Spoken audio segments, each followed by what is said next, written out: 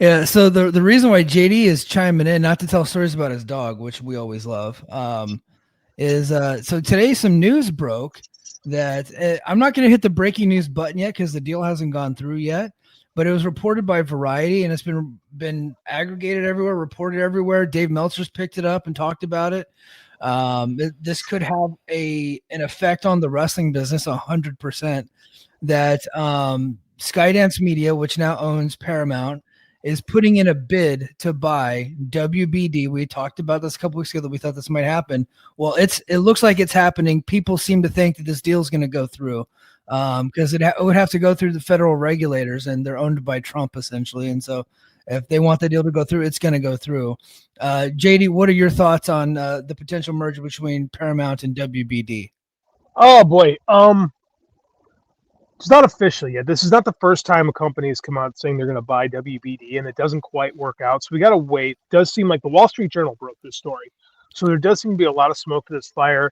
Zasloff has talked about just yesterday, said he's still planning on spinning off the two companies, spinning them back off into each other. They might now. It's very possible the shareholders want to wait to sit on this because there's a decent chance that the spinoff occurs. Both companies could be worth more than the whole thing together. So that is one thing that I'm interested in. If it doesn't happen, it's because WBD doesn't want that. But again, we're talking like a cash deal right now, which is what they were talking about. Larry Ellison is the money behind Paramount Skydance, right? His kid David is running it. Like, tell me if you've heard this story before. Multi-billionaire's son is doing media work. Yeah. So tell me if you've heard that one. It's intriguing right now. People in wrestling are freaking out about this when in reality, it's a lot to do about nothing at the moment. I don't like people like, oh my God, AEW is going to get canceled. It's like, we heard that 2, 3 or 4 years ago when Discovery bought Warner Brothers, excuse me. I forget what Warner Media is what it was called at that time. Yeah. The problem with Warner is that it's gone under so many freaking names, it's hard to keep track of all of them. So I don't necessarily think that it's something to worry about tomorrow because they do have a contract. Now, here's the thing. Here's what's crazy about this whole thing. A contract isn't worth the paper it's printed on. A show can get canceled at any point. I want you speaking of Skydance, Paramount in particular, when this merger, by the way, just happened a few months ago, right? Skydance they call these mergers, but they really are acquisitions because like Sumner Redstone was running Paramount forever. Paramount is the smallest of the studios. Always has been. Always has been. Like it's always been the kind of a little engine that could. They fail a lot. And like you look at Paramount Plus or what was it called before? It was Paramount CBS Plus before that. Like Yeah. it's never quite. It's a failure. This company's been a complete and total failure from jump. Skydance picks it up just about a month ago, and they make this big blockbuster splash with UFC, accruing a shit ton of debt in the process. So the thought behind it was they're looking for a merger,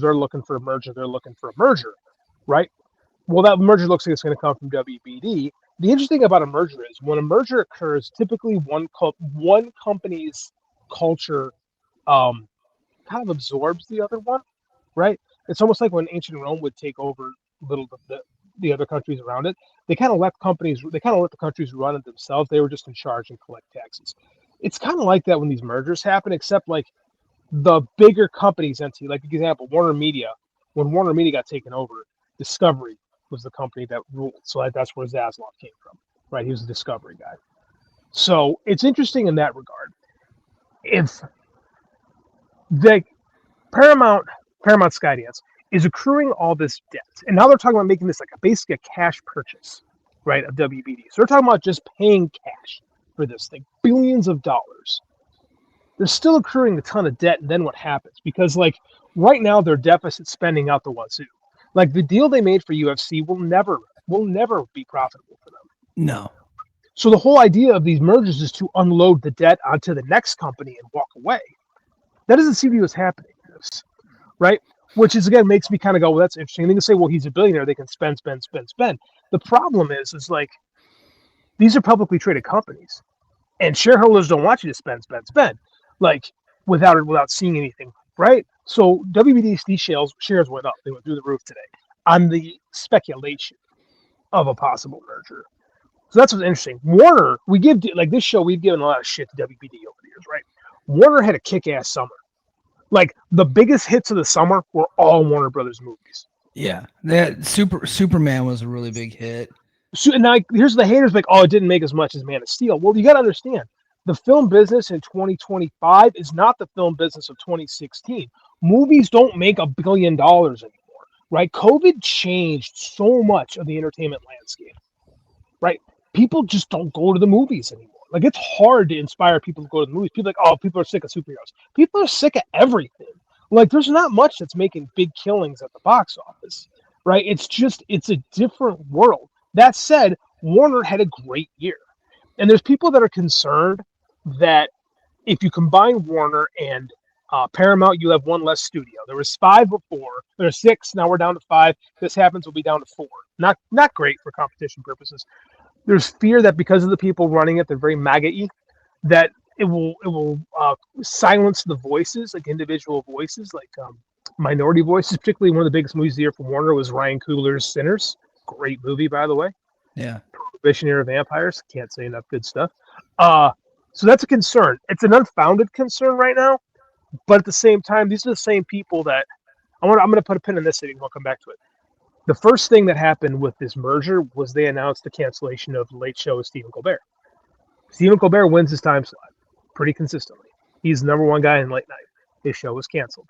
And that's pretty much let's be real, everyone knows it. It was a thank you to the Trump administration for allowing this merger to go through. Yeah. It will happen again. Now, that's the thing. And this is not a new thing, right? Dave always likes to reference the I believe they called it like the rural co of CBS in the 70s when they canceled Hee Haw and some other hillbilly show. I forget what it was. But it was CBS wanting to revamp their image, even though these were all money-making shows, right? So television programs can be canceled at any time. So this is where, how does AEW, right? TKO has been planting seeds everywhere, right? Everywhere. Now, the fear is that because TKO has gotten so much from Paramount that immediately AEW will be canceled if that happens in WBD. Well, they have a contract, so they have some liability or some wiggle room there. But again, shows can be canceled at any time, right? 5 years ago, this is a big issue. Today, when major media conglomerations have acknowledged that cable is essentially dead and that everything is on streaming, it's they can go to Amazon, and it's really not a whole lot different based on where cable is at now. Once you notice, Mike, that the last few weeks, wrestling ratings in general have taken a massive tumble. Yeah. Right. Across the board. Now, is that because people are done watching wrestling for Labor Day, which does happen, that is a real thing, or is it because that the number of homes are changing and we're in another flux? No one knows the answer to that. So we're in a weird place right now. Theoretically, they could cancel it. WBD could cancel AW tomorrow, right? And there was nothing. It would be a thing. Same thing can happen with WWE. Netflix has an out. They can get out of that contract anytime they want. And based on the numbers, maybe that does happen, right? The interesting thing about WWE right now is they have not asked for exclusivity from any of their rights partners. I'm starting to wonder when those rights partners ask for exclusivity from them. Because this is very much like, what I find so fascinating about this is very much like the 1980s, right? In 84, 85, when Vince is really making his impact, he's buying up all these small, not territories, he's buying TV programs, right? He's buying slots on TV stations. He didn't buy up territories. The only territory he bought was Stampede, right? Everywhere else he bought TV slots. And then he bought some on various cables. So at one point in 84, WWF TV is on MTV, USA, TBS, right? Those are big, on the top of their syndicated packages, right? WOR is a superstation, much like TBS. So that's essentially the same thing. So they're all over the place. And eventually, they want, like, that winds up not being a thing because these partners want exclusivity. No one has asked for that as of yet, and I'm surprised, and I think it's coming. So I think this is fascinating to me in this regard. Like, what becomes of these partnerships? Because if you're spending all this money and they're diluting their product, if I'm investing all this, at some point I have to start going, hey man, what are you taking care of us? And this is pretty much what happened with WWE and NBC Universal. NBC Universal. I said it on this show years ago, and I'll stick by it. I think a big contributor to WWE's upswing in the last few years has been the Peacock deal, which is now officially done. Right? WWE bent over backwards to get out of that deal and to end it soon. 100%. And NBC Universal kind of went, all right, go fuck yourself, and essentially canceled Saturday Night's main event. And now, because they have a contract, it exists in Peacock. Right? So I have to wonder, this is a legit question. Is this relationship soured to the point where when that SmackDown deal comes up, that NBC Universal Comcast starts thinking, maybe we don't do business with you anymore because you have your hand in so many other pots. Like, it's not like Comcast needs WWE to exist, right? So this is what I wonder. I wonder where we wind up with this. And, like, because they really screwed over a longtime partner. Again, TKO different than Vince McMahon. At some point, they go, okay, fine. That's just the way business goes. Like, I know everyone thinks TKO holds all the cards and all this, but that's really not true. They're dependent on these media deals. And there's only so many times that you can hose over one partner in favor of the other. Like, it's like having an open relationship, man. You got 12 girlfriends. Eventually, the wife at home starts getting pissed off. Yeah. Right? Like, I wonder where this kind of leads. Another thing I have to say, and I think everybody is, I think that we freak out so much about these relationships. And I'm going to throw some words out, Mike, and tell me if they mean anything to you. Time Warner, Viacom, America Online, right? Yeah, these are they're all dead. Blockbuster Video. Like, these massive conglomerations rise and fall very quickly, right? Like, these partnerships, like we look at this, like, oh man, this is the thing, this is it now. And these things they don't last very long. They're very impermanent. And that's the thing about all these media rights deals and all these media rights partnerships. Like, they don't last. Something gets spun out of something, right? Everything gets spun off. Like, it would not surprise me if in 5 to 10 years TKO doesn't spin WWE and UFC off. If there's more money there, that's what's going to happen. Yeah. Right? Or if for some reason one of these deals turns, because it's not like all these big conglomerates get together and it's just they rake in money. It's all speculator money. They make money before all this shit happens. And then when they lead to then there's fallout. And these executives all jump ship to go somewhere else. And then someone else has to fix all this. That's why none of this stuff is permanent. Everything is in a constant state of flux.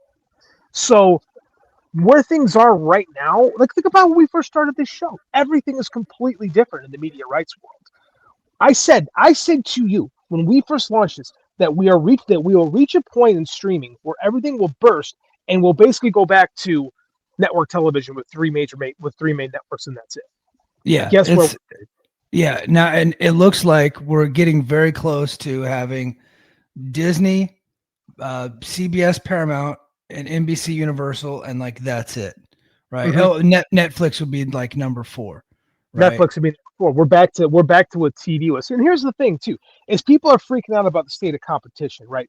The studio system in Hollywood existed from the 20s essentially to the late 50s, early 60s before it imploded, and there's only a handful of major studios. What happened in the 60s and 70s when you had all these other maverick filmmakers and all of a sudden independent film becomes a thing, and it changes the face of the studio system, and it has to evolve. Right? In the 70s and the 80s, things really change. Right? Same thing happens in television. In television, we have 3 major networks from the 50s, the late 50s, because ABC doesn't get started until mid-50s, to the mid-50s, and it was like that until Fox launches in 86. So you have 30 years of big 3 networks. And then at the same time Fox launches, all of a sudden cable changes the face of everything. Right? Remember, cable was considered dinky shit until the late 80s, early 90s, when all of a sudden cable is competitive. And that's what explodes. That's when you really have choice. And anytime something like this is a business, you have booms and you have busts. Right? And whenever anything goes into one direction, there's always a harsh upswing toward the other. And I think that's where we are right now. Is in the 10s, like we had WWE, they were doing their over-the-top streaming platform. They were way ahead of the curve. Everybody did that, and now things are starting to retreat in because there's not as much real money in subscriber dollars, right? We've all hit a saturation point on what we're willing to pay for, and these companies just don't know what it is. So what's it going to be? Where are we at? Like, where are we? ESPN made a big move thinking that they can just exist on their own. Time will tell. Yeah, I think that's a huge gamble, and then asking people to pay $30 for it, which would put them at the most expensive streamer out there. I Oh, think I think is wild. As of right now, like most cable companies, you can't use your cable provider to get access to ESPN. Other than just like a small handful, like I have YouTube TV, I can't access the new ESPN app. So I am going to be Captain Jack Sparrow when it comes to WrestlePalooza later this month. So which I haven't had to do with WWE because they've been on Peacock. So but I'm not about to spend $30 for that show. now, Not a chance in hell. no, this is a golden era for content providers, for content creators, I should say. They're getting stupid amounts of money thrown. This is why I don't worry about AEW. They're well funded, right? And there is Amazon. And the Amazon, if you launched Dynamite on Amazon in 2019, I'd be like, I don't know. Now Amazon is on the same platform as everybody else. Everybody is a streamer. If you're on a streamer, it doesn't matter, right? Yeah. Like even like NXT being on CW is great for them. It's over the top. It's over the top broadcasting. But I mean, like ultimately, who cares? There's more people watching Netflix than there are watching the CW on a daily basis, right? Yeah, So I was taking a look at the data, and you got like over 100 million people subscribed to Netflix, right? You got over 100 million people are subscribed to Max and Paramount, and I think Paramount because it's more like it's also worldwide too, just like Max is. I know they have geotagging or geo blocking, and with some of their programs, but like those three are really really big, much bigger than Peacock. Actually, I didn't know that. I didn't know that. I thought Peacock would have been bigger than Max, but no, Peacock because they're only in the U.S. They're not as big as those other two, which was kind of surprising to me. So it's huge. I think everything is going streaming. If like it's at the point now where if you're on television and you don't have a streaming deal, like you're way behind. way behind. Everything is on a streamer now. Because I cut the cord in 2014, and I know our bosses Joe and Rich kind of like always go, oh, man, people like, haha, nobody watches cable anymore. But I mean, it's accurate. Like for the first time, we really have more people watching streaming than watching linear television. Like that's the reality of things. So Yeah. that streaming is vastly important. The problem is nobody, and including these CEOs, right? Nobody knows the value of these things. We're making guesses, and they're spending billions in deficit because of debt isn't real, No. right? Debt isn't real. Like it's not They unless just like they just assume so much debt. They just take on more debt, take out more loans, and they take out more loans to pay for the other loans that they already have. And then someone's gonna be left holding the bag, but it's not gonna be right, any of them because, like you said earlier, they're just gonna be bailing on it. exactly. Those CEOs are going to get their golden parachutes and they're going to bounce. So it's going to be somebody else's problem. Like we are, and here's the thing too: we're about to be in a recession. Like pay attention to anything. The global markets are trending toward recession. That's just the reality of life, not just in the U.S. but across the globe. Like we are on the verge of a recession. How much are people going to be willing to spend on these streamers? Like there's going to be a lot of bloodletting. So the streamers know this. So that's why they're doing so much spending to make you go, you have to be a part of this. Like Yeah.